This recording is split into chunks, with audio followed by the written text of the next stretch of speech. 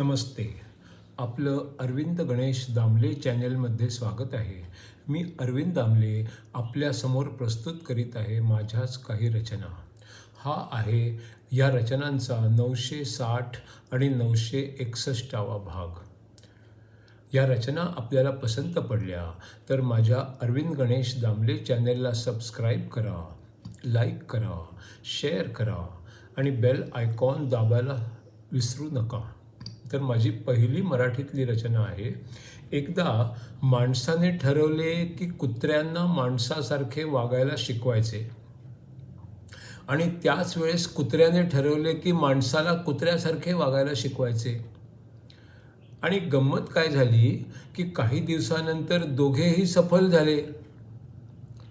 आता दुसरी जी रचना आहे ती आहे नारदाच्या भक्तिसूत्रांमधली 19वा आणि 20वा भाग. गर्ग आणि शांडिल्य हे काय म्हणतात हे सांगून आता नारद स्वतः काय म्हणतात ते पाहूया. आधी सांगितलेल्या गोष्टींच्या पेक्षा हे काही खूप वेगळं आहे असं नाही, पण नारद म्हणतात आपण कर्म करीत राहिलो आणि मग आपण जे काही करू ते सगळंच्या सगळं जर आपण परमेश्वराला अर्पण केलं, म्हणजे आपण श्रेय न घेता त्यालाच सगळं श्रेय दिलं, तर मग ती भक्ती असते.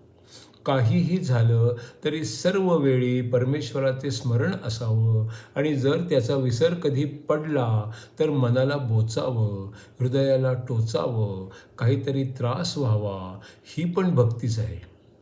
परमेश्वराचा विचार मनात अखंडपणे असणं, त्याचा मनातल्या मनात का होईना सतत जप करणं, ही पण भक्तीच आहे.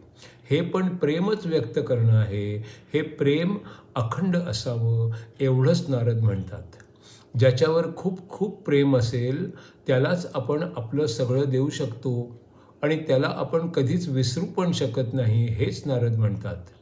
त्याला विसरणं हा गुन्हा झाला असं वाटलं पाहिजे असं पण नारद म्हणतात. पाण्याच्या विना माशासारखी स्थिती झाली पाहिजे. परमेश्वराची आठवण आपण विसरून गेलो तर, असं ते म्हणतात. निरपेक्ष भक्ती, विश्वास, प्रेम आणि त्यांच्यातील प्रामाणिकपणा हे सगळंच महत्त्वाचं आहे. तिसरी जी रचना आहे ती अशी.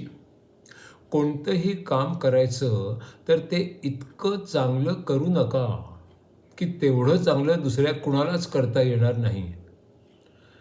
आणखी कोणाला तरी ते काम तुमच्या एवढंच चांगलं करायला तयार करा, तरच तुम्ही आहात त्याच्या वरची जागा मिळू शकेल, तुमचं प्रमोशन होऊ शकेल. आता पुढची जी रचना आहे ती मूळ जर्मन भाषेतील अनुवादित गोष्ट. त्या गोष्टीचं नाव आहे वेगमर्यादा. एकदा एक मध्यम वस्तीचं गाव होतं. त्याचं नाव काही मी तुम्हाला सांगत नाही, पण त्या गावाचं एक वैशिष्ट्य होतं आणि ते असं की तिथे वाहतूक खूपच सुरळीत होत होती.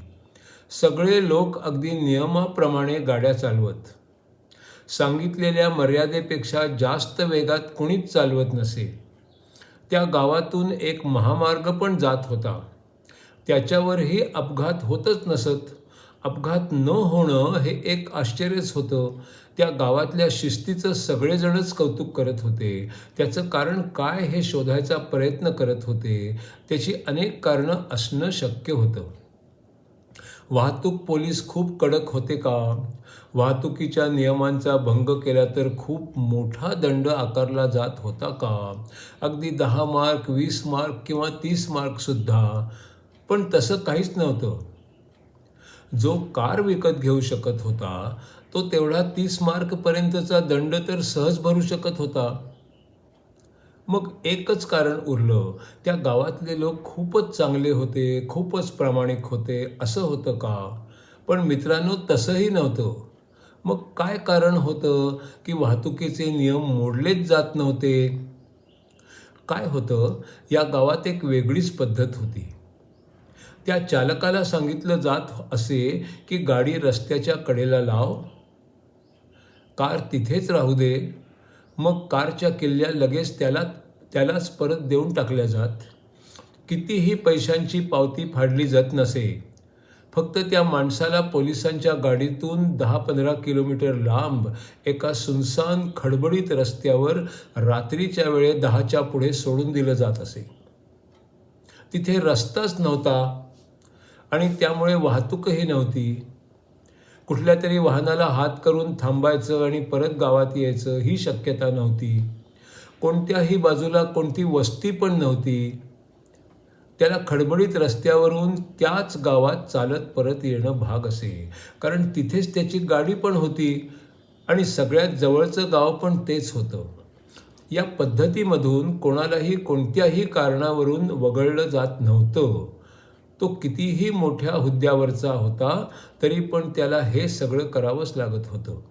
त्यामुळे गावातले तर सगळे नियम पाळत आणि सगळेच पाळतायत म्हटल्यावर बाहेरगावचे पण पाळत. आणि आता बाहेरगावच्या बऱ्याच जणांना ही पद्धत माहीत झालेली होती. जेव्हा मला या नियमाची माहिती झाली तेव्हा ती मला फारच छान वाटली. आमच्या गावात पण हीच पद्धत सुरू करावी असं मी सुचवलं. आमच्या गावातल्या महापौरांना मी जाऊन भेटलो आणि ही सगळी माहिती सांगितली. त्यांनी त्यावर सर्व बाजूने विचार केला आणि नागरिकांच्या सोयीसाठी काही गोष्टी केल्या.